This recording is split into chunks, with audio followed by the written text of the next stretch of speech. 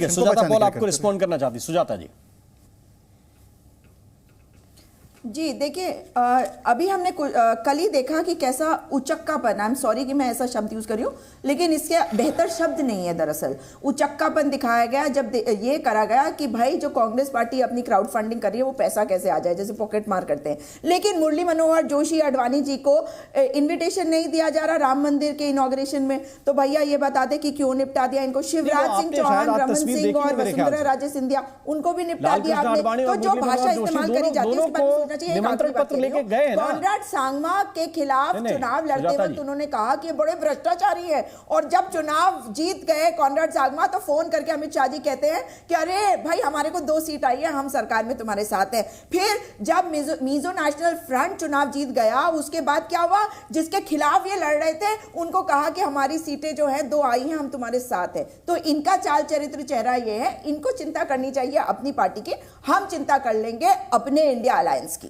ठीक है, शहजाद जी जल्दी। देखिए, हमें चिंता हमारी पार्टी की भी नहीं है, हमें देश की चिंता है और हम देश की सेवा करते रहेंगे। मैं केवल 2-3 बातें कहना चाहता हूं। देखिए, सबसे पहले तो कितना अच्छा लगता है कि जो लोग रोम रोम रोम रोम करते थे और राम मंदिर को लटकाने के लिए वकीलों को भेजा, आज वो राम मंदिर के न्योते की बात कर रहे हैं। मान्यवर, पहले बता दीजिए, उदयनिधि स्टालिन को आज क्या बोला आपने?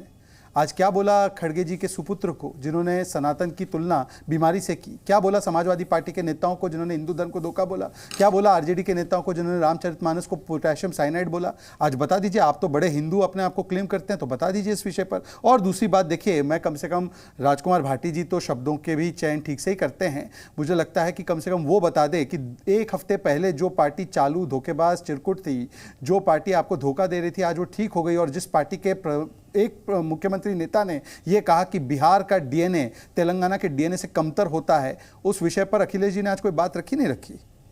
ठीक है, भाटी साहब। नहीं शहजाद भाई, अपना भी तो कोई एजेंडा बता दें, अपनी भी कोई 10 साल की उपलब्धि बता दें कि सरकार ने ये किया। बार बार आप इकोनॉमी का झंडा उठाते, इकोनॉमी बढ़ गई, उस इकोनॉमी का फायदा किसे हुआ है? जो अर्थव्यवस्था बढ़ी है उसका फायदा तो 2-3 लोगों को हुआ है, आम आदमी तक तो कोई फायदा पहुंचा नहीं है।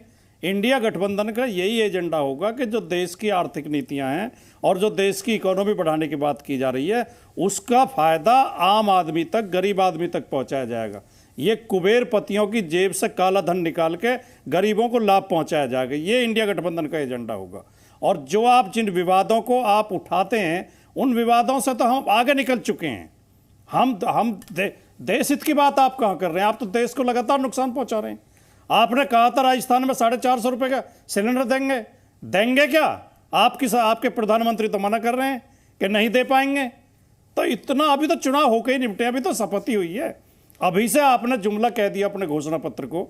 तो ये जो धोखा जनता के साथ है, असल में इस धोखे को उजागर करना है और जनता के लिए कोई ठोस कार्यक्रम देना है। ठीक है, मैं छोटे मोटे विवादों में हम नहीं बोलना चाहता हूं। फिर धर्म के बारे में क्या टिप्पणी कर दी वाजपेयी साहब? ये राजकुमार भाटी साहब कह रहे हैं कि हमारे तो जो गिले शिकवे थे वो दूर हो गए, अभी विधानसभा चुनाव के जो भाषण थे उनको भूल जाइए, अब हम एक साथ मिलकर चुनाव लड़ेंगे और आपके गठबंधन को एक्सपोज करेंगे। देखिए, आज जो इनकी मीटिंग हुई है गठबंधन के नाम पे, तो इसका सबसे बड़ी अचीवमेंट पता है क्या है? इन्होंने ये तय किया है कि पूरे देश में 8-10 जगह रैलियां करेंगे संयुक्त। आप आइडिया लगा लो इससे, कैसे लड़ोगे मोदी साहब से? मतलब पूरे देश में लोकसभा के चुनाव में 8-10 रैलियां करेंगे, ये तय किया है इन लोगों ने। कहाँ विश्वास है उनको आपस में ही नहीं है विश्वास कि भाई ये गठबंधन बनेगा।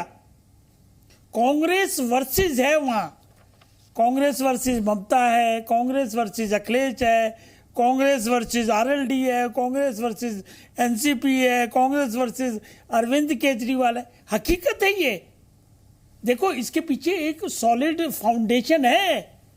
कांग्रेस का वोट बैंक वीपी सिंह जब आए थे 88 में, उसके बाद डेंट पड़ गया और ये छत्रप नेता उस वोट को लेके भाग गए 88 से।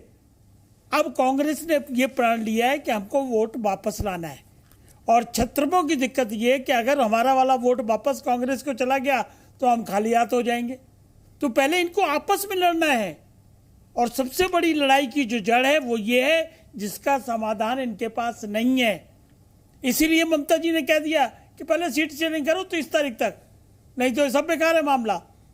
और इसीलिए लालू और नीतीश छोड़ के चले गए। कहाँ से एक का नजर आ रहा है, हमें तो समझ नहीं आ रहा। भाटी साहब को कॉन्फिडेंट होगा, ये बात ठीक है कि इनको विश्वास होगा, लेकिन इनका विश्वास जब खत्म हो जाएगा, जब 80 सीटें ये मांगेंगे और 1-2 सीटें कांग्रेस को देंगे, तो कांग्रेस का कैसे बात बनेगी, रिवाइवल कैसे होगा। कांग्रेस की अपनी सोच ये है कि कांग्रेस हम रिवाइवल कैसे करें अपना, और रिवाइवल का एक ही तरीका है कि छत्रपा का वोट दोबारा से इनके पास आए। ठीक है।